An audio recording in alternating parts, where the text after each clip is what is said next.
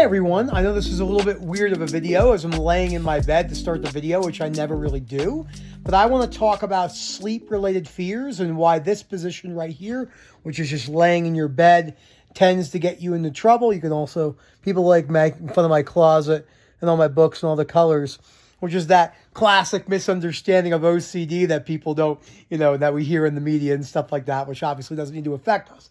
But I want to talk about why this position right here is where recovery stops for many people.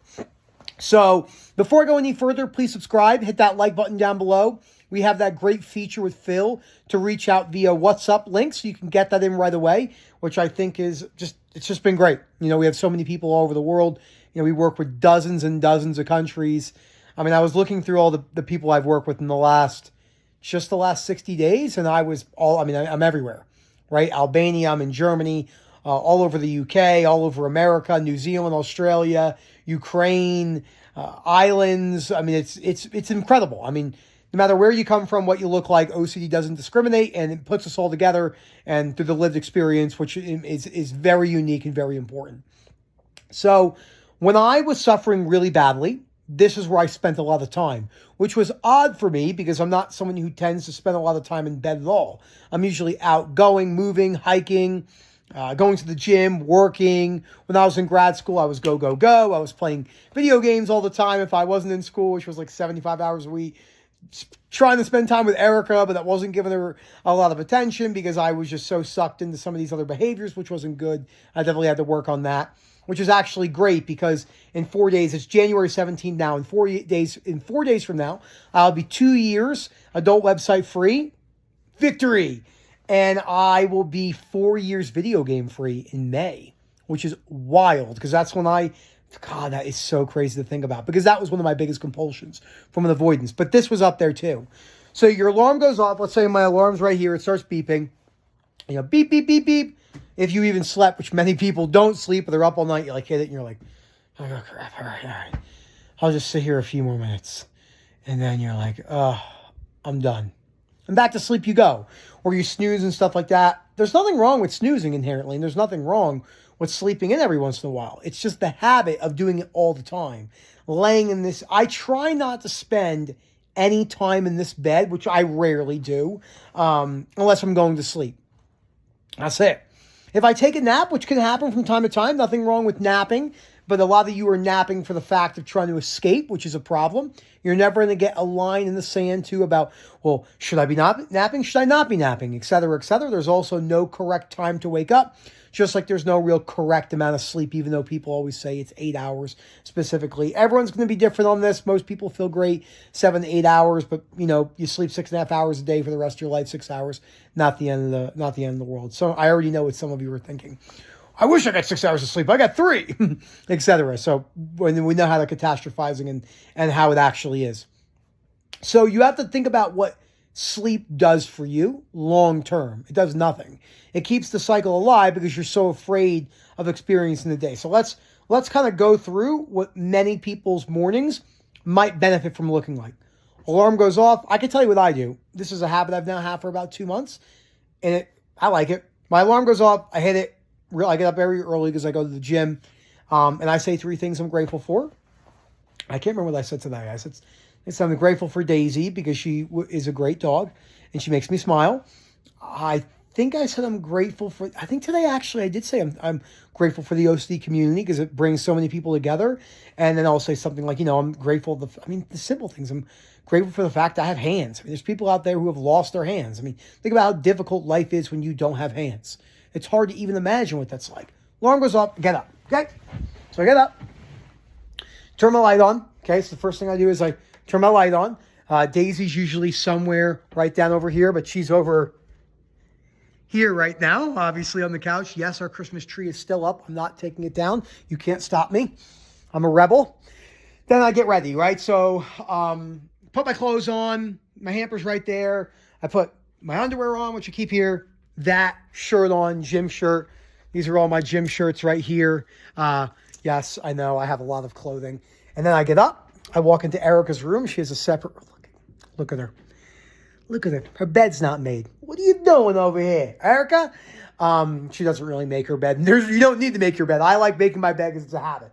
So I come in here. It's funny because she didn't want me to wake her up in the morning, but then she was like, I miss you. Please wake me up.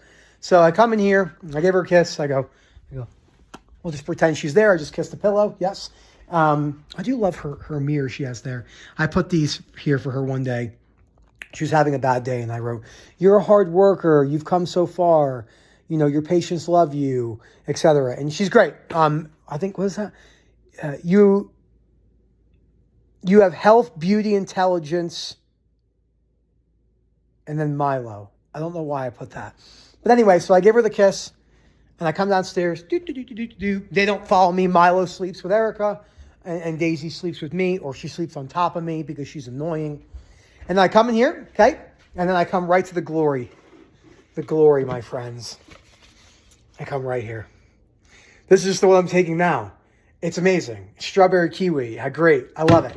I don't have anything. These are all Erica's. I'm not against supplements, like I say. I just don't take any. I don't find a point for myself because of the compulsiveness that I used to take them. Okay. Come downstairs. Erica's actually texting me right now. She goes, I have an idea. I come in here, and then I spend some time in here. My cleaning people were just here, so it actually looks presentable. I'm a very minimal person. I don't need anything fancy. I could use these twisty things from Walmart for the rest of my life. I put deodorant on. I love the smell of aftershave. I brush my teeth with my automatic toothbrush, and I don't floss till night, and I use that. Okay, so I do that. That's every single morning that happens. Now we're looking at like 5:11 to 5:13 in the morning. I usually do not do any scheduling first thing in the morning. I try to give myself a little bit of time for myself, which doesn't happen because I end up scheduling people while I'm sitting in the gym parking lot. This is my office. This is where I do. Many of you who I work with, you get to see right here. This is the office with the skeleton in the background, right? Then yeah, we got this right here. These are all like TikTok ideas that I do, so I always have that running, which I actually think works really, really well. My dress shirts. Yes, I have more clothing. So I put these are all my dress shirts right here, and I have some other stuff. This is my memory box. I'm going to go through this one day. We'll have a video for all of you. These are all of my Ultra wristbands, everything. I obviously have the one on for this year. This will come off here in 70 days. Yes, I have a countdown to Ultra every single day because I am a loser at 34 years old. Yes, correct. So another weird thing I do, and again, the reason why I'm showing you all this is to show you what the structure I use in the morning looks like, but I'll go back to what I didn't do. So I wake up, I come down here. This drives Erica nuts. I keep all my socks here. I don't know why. I do that, but I love it. I sit here on the step, and I put my socks on as my pre-workout's starting to hit, and I go to the gym. Look at her. She's out of control right here. Her stuff is just like, she's out of control. So I show her this. She's like, Nick, I literally hate you. But she doesn't. She loves me. So then I come up. I get ready. I put my shoes on. They're like, why are you running around so much? And I go to the gym, right? And that's what my morning routine is. I'm at the gym by 5:25 in the morning, sometimes 5:30, warm up for 10 minutes, and I work out for an hour and a half, and then I come home. When I come home, I make myself breakfast. What I usually have it's a weird combination, but I'll have oatmeal, a mixture of these ancient grains or something like that, honey, protein powder, and peanut butter.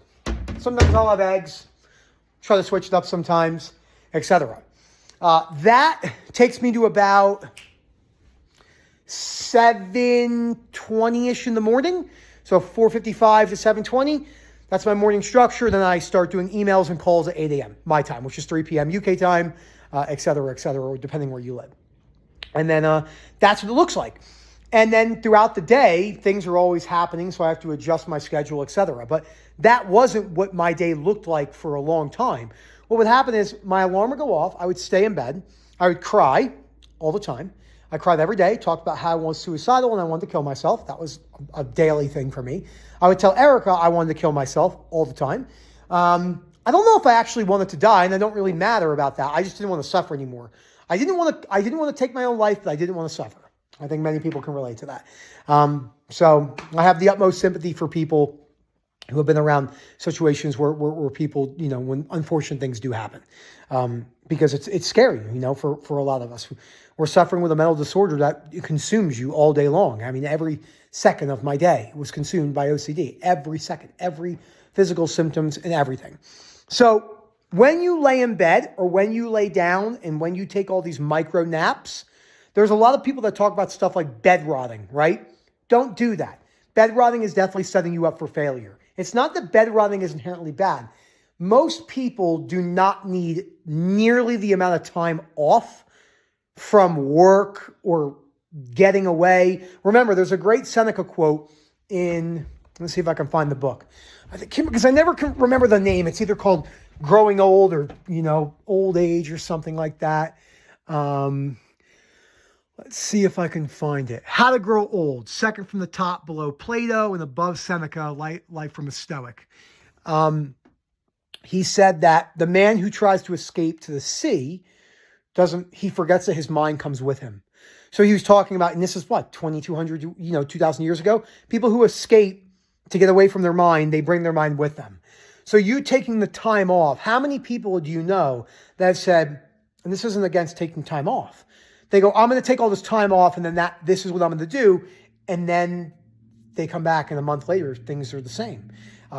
I'm a massive fan of Tony Robbins. I use this as an example. I think he's great. I think he's done tremendous things. I think he's excellent in many ways. Certain things I don't like about Tony Robbins. I'm sure there's certain things he wouldn't like about me, just like every human. The one thing I don't like is that people thinking jumping up and down the Tony Robbins seminar changes your life. It doesn't change your life. It's a great experience. But if I followed, let's say 8,000 people go to a Tony Robbins seminar, if I followed all 8,000 of them from the day they left the seminar to 5 years later, 99.9% are doing the same things they were doing before. Why? Because sustainable change doesn't require jumping up and down. It requires patience, poise, consistency, determination. Reminds me of any of you seen Chris D'Elia's stand-up on Netflix. And he's talking about making fun of fitness people. He's like, determination, consistency, never dying, always going forward. It is interesting because that is truly what is necessary to get better. It's not a lot of things. It's the consistency of things over long periods of time. And I would love to go to a Tony Robbins seminar. I would love that. I'm just saying that's not really what creates long-term change. Because I know people who have gone. I'm friends with them on Facebook. They're still posting the same things, same stuff they were doing before. And when I sat down and dug into what I was going to need to do to not spend my life in that fucking room and get out and live my life, it didn't look flashy, it wasn't sexy, and it doesn't sell well in a marketing perspective. It doesn't. It is hard work. It is consistent. It is boring. It is monotonous. It is just the day in, day out stuff over and over and over again. So I hope you guys enjoyed this video, a little bit different of an angle. I know everyone likes seeing the dogs, the world's most active dogs, psych.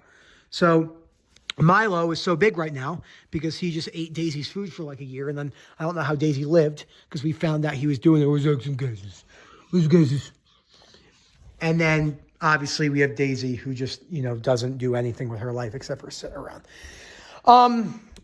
I'll end it with this. I don't take any sleep supplements. I don't do any sleep tactics. I don't watch sleep tactic videos. I don't do any of that.